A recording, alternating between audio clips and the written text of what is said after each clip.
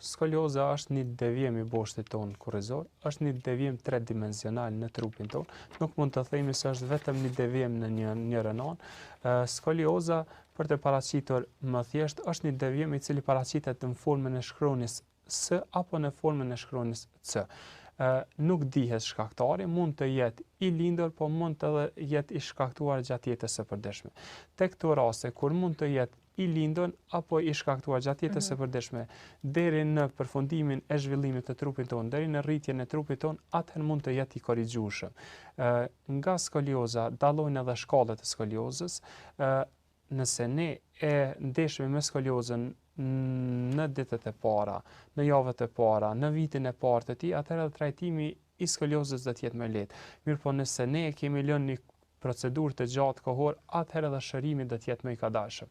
Ne shpeshherë shohim raste kur fëmijët apo anëtarët e familjes e sjellin fëmijën e tyre për trajtim, ata presin që korrigjimi I skoliozës do të bëhet brenda javëve, brenda ditëve, mirëpo një gjë nuk është e mundur.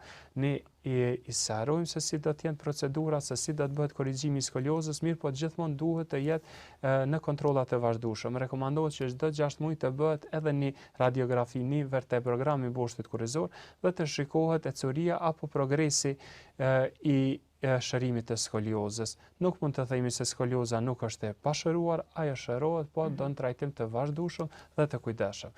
Një fizioterapeut duhet I rekomandoj, për shkak se ata duhet të trajtohen me vitet e tona, me muajt e tonë, kështu që ne nuk mund të qëndrojmë gjithmonë me ta. Bëjmë seancat e para, I rekomandojmë familjarëve të mësojë ushtrimet dhe të vazhdoj. Mirëpo kohë pas kohe, pas disa muajve të bëhet prap kontrollat vazhdueshme dhe të shikohet ecuria e zhvillimit të saj.